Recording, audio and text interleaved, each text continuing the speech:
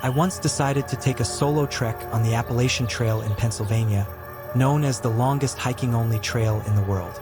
I chose to go late in the fall, so the air was crisp and chilly, and the trail was nearly deserted.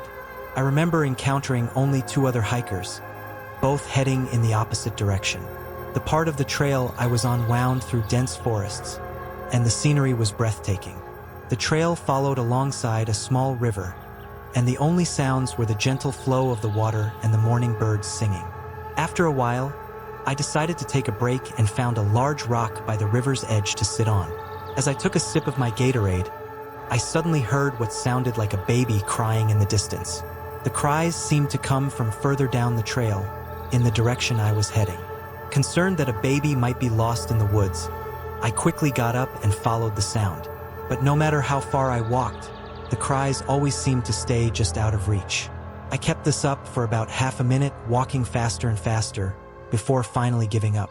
I convinced myself that it must have been someone with a baby walking ahead of me on the trail.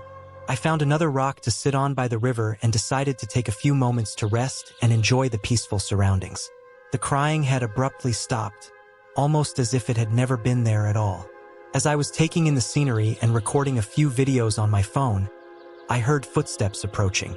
Expecting to see another hiker, I was startled when a frantic-looking woman suddenly appeared, rushing toward me. She came so close so quickly that it startled me. She stopped uncomfortably close to my face and screamed, "Have you seen my baby?" I calmly told her that I had heard a baby crying a little while ago and offered to help her find it.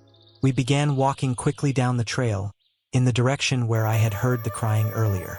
I kept glancing back to make sure she was still following me, but after a while, I gathered the courage to ask how she had lost her baby.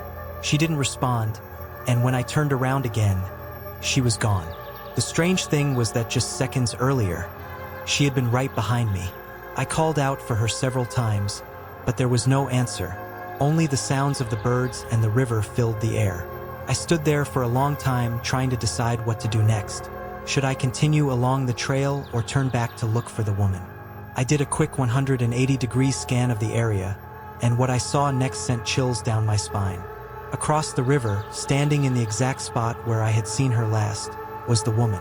Her arms hung limply at her sides, and she was staring straight at me, completely motionless. Her expression was blank, almost lifeless, as she stood there like a statue, just watching me. At that moment, I made up my mind. I had to get out of there. I walked as fast as I could, my legs burning from the effort, until I finally made it back to my car after looping around another trail. I cut the hike short after that. The experience had shaken me deeply, and I started to question whether it had even happened at all. It felt surreal, like a nightmare, yet so real at the same time. I can't help but wonder if anyone else who has hiked the Appalachian Trail has had similar eerie experiences.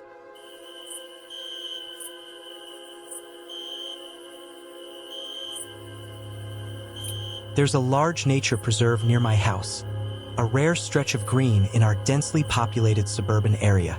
It's massive, with miles and miles of biking and hiking trails winding through it. In 2016, I decided to go for a late-night run around 11 p.m. I know it sounds strange, but I prefer running when there aren't any people around. That's just how I am. I held my phone tightly, using its flashlight to guide me as I started my run at the edge of the preserve, heading onto the dirt trail. Strangely, I felt like I had more energy running at night, even though the only light came from my phone, and the rest was just darkness and nature. There had been news the previous week about a dead body found in the preserve, but I didn't let that bother me too much. After all, we live in one of the safest neighborhoods in the state. Plus, it was a weeknight, so I figured I was completely alone out there, or so I thought. After about 10 minutes of running, I started to get tired. Back then, I was pretty out of shape, so I had to catch my breath. I found the first bench along the trail and sat down.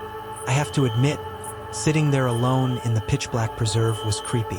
It felt like being alone in the middle of a deep, dark forest. Strange noises were coming from all around me, and to be honest, they were starting to scare me. I tried to reassure myself, thinking it was just animals making the sounds. So when I heard leaves and sticks crunching nearby, I assumed it was just a raccoon or a fox. But then, my worst nightmare began to unfold. I noticed something tall lurking behind one of the trees. My phone's flashlight wasn't strong enough to see clearly, so I couldn't tell what it was at first. I stood up and cautiously walked closer, crouching a little as if that would make me less noticeable. As I got closer, I saw a hand wrapped around the tree trunk. The hand was covered in an old white glove. My heart sank.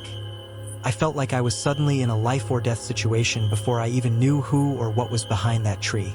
Then, they stepped into the light. Someone dressed as a clown. I wanted to wait until now to mention that this happened during the clown epidemic in 2016. The person had gone all out with their costume, from the detailed makeup to the oversized clown shoes. But the most terrifying part was the bat they were holding. A bat with a long, sharp spike sticking out of it. They tilted their head down, trying to look even more menacing, and slowly started walking toward me. I knew I had only one option: to run as fast as I could, even though I was already exhausted. But instead of running along the trail, I darted into the woods, running until I felt like I was going to puke. I quickly shut off my flashlight and crouched down behind a tree. A few seconds later, I heard footsteps rushing past me, just 10 feet away. I waited until the footsteps faded into the distance before I bolted back to the trail and ran as fast as I could in the direction I had come. By the time I reached the street, I was so drained that I actually puked from all the running. I didn't mention this earlier, but people suspected that the dead body found the week before might have been linked to the clown epidemic. Needless to say, I stayed away from the preserve for a long time after that, and I definitely never went in there after dark again. I decided to go on a solo camping trip in the woods a few miles from my house. After setting up my tent and eating a quick meal, I took a half-hour nap. Feeling refreshed, I set out for a hike.